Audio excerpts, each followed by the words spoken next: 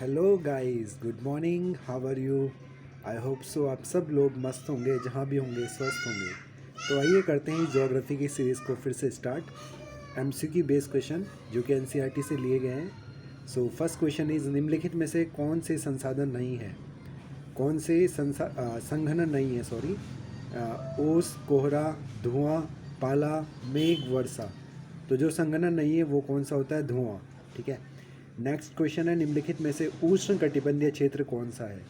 उष्ण कटिबंधीय मतलब जो ट्रॉपिकल एरिया होता है, कर्क रेखा से मकर रेखा के मध्य बीच में। ठीक है फ्रेंड्स, तो ये बात ध्यान रखनी है आपको। हम देखते हैं जब ग्लोब पे जो हमारा जो हमारा इक्वेटर है, भूमध्य रेखा, उससे 23 डिग्री नॉर्थ वाली कर्क रेखा है और 23 डिग्री हाफ वाली कौन सी है? उसको मकर रेखा कहा जाता है। कर्क को कैंसर कहते हैं, ट्रॉपिक ऑफ कैंसर, और मकर को कहते हैं tropic of Capricorn. Jim Corbett National Park कहाँ पे है? तो ये रामनगर नैनीताल में है, हमारे उत्तराखंड में, और ये इंडिया का सबसे पुराना नेशनल पार्क है। सुंदरवन कहाँ है? ये गंगा ब्रह्मपुत्र डेल्टा में है। और सुंदरवन नाम किसके नाम पे पड़ा है? सुंदरवन, वहाँ पे सुंदरी नाम की एक प्रजाति पाई जाती है, एक पौध वृक्ष की, तो उसके नाम पे यहाँ का नाम सुंदरवन रखा गया है। ठीक है। और ये बंगाल टाइगर के लिए फेमस है। ध्वनि मापक इकाई को कहते हैं, ठीक है, इसको डेसिबल कहते हैं, डेसिबल, जो साउंड को मापती है, मेजरमेंट करती है। निम्नलिखित में से गैर परंपरागत ऊर्जा स्रोत कौन से हैं? ठीक है, गैर परंपरागत मतलब देखते हैं इसमें ए व डी, पवन ऊर्जा और ज्वारीय शक्ति, जो रिन्यूएबल रिसोर्स हैं, ठीक है, जिनको दोबारा से यूज़ किया जा सकता है। जबकि पेट्रोलियम और जो कोयला है वो कैसे हैं? नॉन रिन्यूएबल रिसोर्स हैं। ठीक है। जबकि पवन ऊर्जा और ज्वार शक्ति ये कैसे हैं? रिन्यूएबल रिसोर्स हैं। इनका कितने भी यूज़ कर लो ये ख़त्म नहीं होती है। उत्तर प्रदेश की कुल आबादी भारत की आबादी का 16.4% है और वर्तमान में 2022 में यहाँ की जनसंख्या लगभग 22 करोड़ के आसपास है, 23 करोड़ के आसपास। निम्नलिखित में से कौन सा नदी डेल्टा नहीं बनाती है? तो नर्मदा नहीं बनाती है, जबकि गंगा बनाती है, गंगा ब्रह्मपुत्र बनाती है, महानदी कावेरी बनाती है, नर्मदा नदी नहीं बनाती है। ठीक है फ्रेंड्स, जीवाश्म किस प्रकार के सेल रॉक में पाई जाती है? तो ये परतदार सेल में पाई जाती है। वायुमंडल में कौन सी गैस सबसे ज़्यादा होती है? नाइट्रोजन, 71% इसका शेयर होता है हमारे वायुमंडल में, एटमॉस्फेयर में। कौन सी हवा वर्ष में 2 बार अपनी दिशा परिवर्तित करती है? तो मानसून हवा। ठीक है। और हमारे इंडिया में जो बारिश होती है वो साउथ वेस्ट मानसून की वजह से, जून के टाइम पे हमारे इंडिया में मानसून आता है साउथ वेस्ट, उसकी वजह से। ठीक है। ज्वार भाटा की उत्पत्ति का कारण क्या है? चंद्रमा का गुरुत्वाकर्षण, gravity of the moon.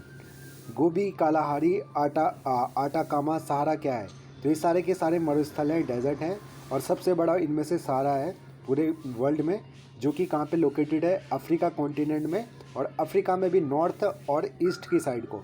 Chambal नदी किन राज्यों से होकर बहती है? तो उत्तर प्रदेश, मध्य प्रदेश और राजस्थान। राजस्थान इसका क्या है? इसका जहाँ से निकलती है उत्पत्ति राज्य है। निम्नलिखित में से किस नदी का उद्गम भारत के बाहर है?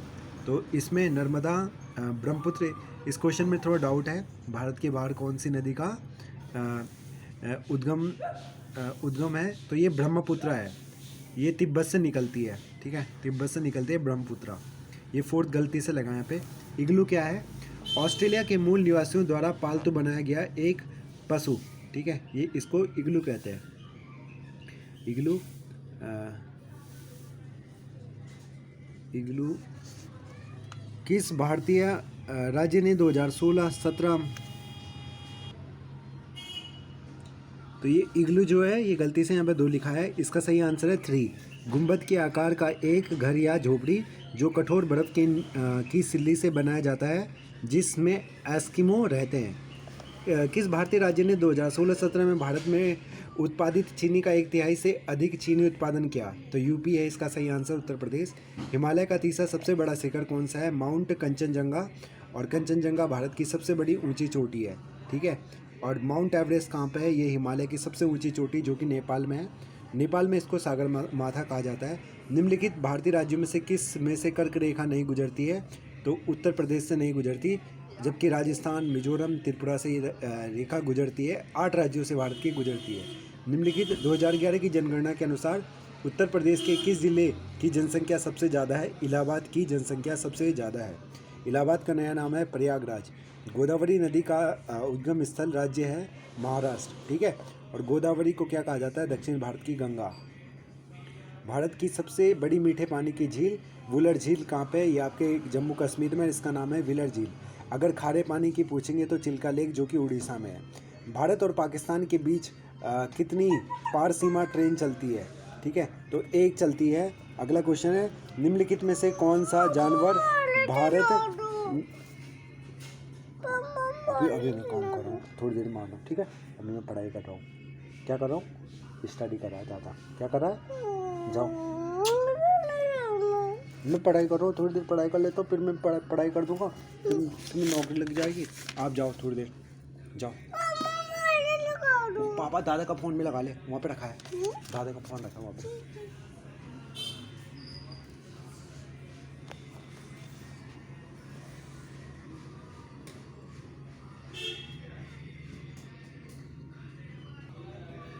तो भारत और पाकिस्तान के बीच कितनी पार सीमा ट्रेन चलती है? तो एक ही ट्रेन चलती है। निम्न में से कौन सा जानवर भारत में स्थानीय प्रजाति जो केवल एक ही भौगोलिक क्षेत्र में रहते हैं का उदाहरण नहीं है? ठीक है, गाय, ठीक है। जबकि जो बंगाल टाइगर है, ये आपका बंगाल में पाया जाता है, वेस्ट बंगाल में, वहाँ पे भी आपका ये पाया जाता है, सुंदरबन डेल्टा में। ये आपका एक सिंगा गैंडा आपका ये आपके असम में पाया जाता है, ठीक है। और मिथुन ये पता नहीं मेरे को। गाय क्या है? गाय सभी क्षेत्रों में पाई जाती है। भारत का सबसे बड़ा बॉक्साइट उत्पादक राज्य ओडिशा है, ठीक है। बॉक्साइट उत्पादक राज्य एक प्रकार का मिनरल है। निम्नलिखित में से किस प्रकार का कोयला उच्चतम गुणवत्ता का होता है? तो इसको एंथ्रेसाइट कहते हैं। इसकी क्वालिटी हाई क्वालिटी है, ठीक है। निम्न में से कौन सी मृदा कपास की खेती हेतु उपयुक्त होती है? तो बहुत ही सिंपल आंसर इसका, ब्लैक जो सॉइल होती है, काली मिट्टी, और इसका दूसरा नाम है रेगर सॉइल, ठीक है। ये काली मिट्टी किसके लिए? मृदा कपास के लिए बहुत ही ज़्यादा उपजाऊ है। कपास को कॉटन कहते हैं। तो फिर मिलते हैं एक नई वीडियो में, करेंगे इस सीरीज़ को आगे। तब तक के लिए बने रहिए इस सीरीज़ में, वीडियो में देखते रहिए और शेयर करते रहिए।